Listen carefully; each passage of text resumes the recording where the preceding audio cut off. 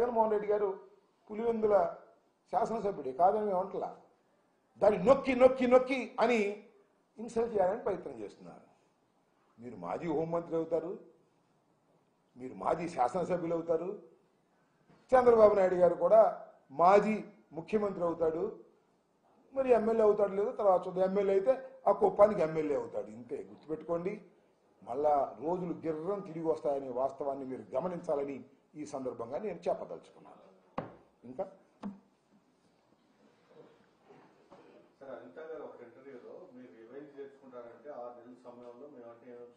చెప్పాను, నేను చూశాను. నేను హోంమంత్రి గారు అప్పుడు ఒక ఇంటర్వ్యూలో అంటే రాధాకృష్ణ ఇంటర్వ్యూలో అనుకుంటా, ఒక 6 నెలల టైంలో మొత్తం అన్ని చాప్టర్లు క్లోజ్ చేస్తా ఉన్నారు. అదే కార్యక్రమంలో ఉన్నారు. ఇప్పుడు అనిత గారి వాళ్ళ హోంమంత్రి కాకముందు ఆ మాట అన్నారు. మరి అన్ని తానే నడుపుతున్నటువంటి తెర వెనుక నడుపుతున్నటువంటి లోకేష్ గారు చెప్పాడు కదా, రెడ్ బుక్ జాగ్రత్త, అన్ని రెడ్ బుక్లో ఉన్నాయి రాసుకుంటున్నా, మనం రాగానే వాటిని తీసే బాధ్యత రెచ్చగొట్టారని మనం చూస్తున్నాం. నేను ఏదేంటంటే ఒక ఎమ్మెల్యే పేరు చెప్పటం, ఆ ఊరెళ్ళి ఆ ఎమ్మెల్యేది రెడ్ బుక్లో ఉంది, బట్టల ఊడదీసి నడి బజారు మీద నడిపించే బాధ్యతనే తీసుకుంటా అన్నాడు లోకేష్ గారు. మరి ఆ బాధ్యత తీసుకుంటున్నారు కాబట్టి వీళ్ళు ఆ పని చేస్తున్నారు. ఇక ఇళ్ల మీద పట్టడం, దౌర్జన్యం చేయటం, ఈ కార్యక్రమం. నేను ఒక మాట చెప్తున్నా, ఇవాళ తెలుగుదేశం కార్యకర్తలకు ఈ విధమైన కాన్ఫిడెన్స్ ఉందంటే మనం ఏం చేసినా పోలీసులు మనం ఏం చేయరు అనేటువంటి కాన్ఫిడెన్స్ చంద్రబాబు నాయుడు గారు, లోకేష్, హోంమంత్రి గారు వాళ్ళకి ఇచ్చారు. ఆ కాన్ఫిడెన్స్ను బ్రేక్ చేయకపోతే మీరు సర్వనాశనం అయిపోతారు. గుర్తుపెట్టుకోమని మనం చేస్తున్నాం. పెద్ద పెద్ద యోధులే ఓటమి పాలయ్యారు. గుర్తుపెట్టుకోండి. మీరు మీ కార్యకర్తలకి మనం ఏం చేసినా మన మీద కేసులు ఉండవు, మనం మర్డర్ చేసినా మన మీద కేసులు ఉండవు, మనం దహనాలు చేసినా మన మీద కేసులు ఉండవు అనేటువంటి కాన్ఫిడెన్స్ను మీరు ఇచ్చారు.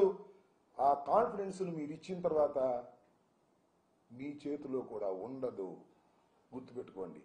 భస్మాసుర హస్తంలాగా మీరే మీ నెత్తిన చేయి పెట్టుకొని భస్మం అయిపోతారు. ఒక్కసారి మీరు మాబును వదిలారంటే మన చేతిలో ఉండరు. ఎవరైనా ఏ పార్టీలో అయినా ఒకసారి వాళ్ళని వదిలేస్తే, కట్టడి లేకుండా వదిలేస్తే, మీకెందుకు మేము చూసుకుంటామని వదిలేస్తే తిరిగి తిరిగి మీల మీద కూడా వస్తారు. గుర్తుపెట్టుకోమని మనం చేస్తున్నా. ఇది అరాచకమైన పాలనకి పునాదులు పడ్డాయి. దీని నుంచి మీరు తిరిగి రావడం కష్టమవుతుంది.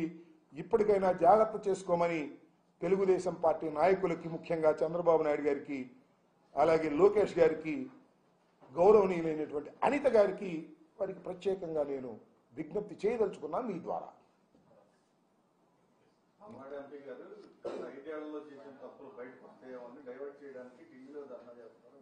5 ఏళ్ళ తప్పులు బయటికి ధర్నా చేస్తే మాకు వస్తున్న ఏ ఎంపీ గారు, మా లావు శ్రీకృష్ణదేవరాయలు గారు, పల్నాడు ఎంపీ గారు, 5 ఏళ్ళు మేము చేసిన తప్పులు ఏమైనా ఉంటే మా లావు శ్రీకృష్ణదేవరాయలు గారు కూడా దానిలో పార్ట్నరేగా కాదా?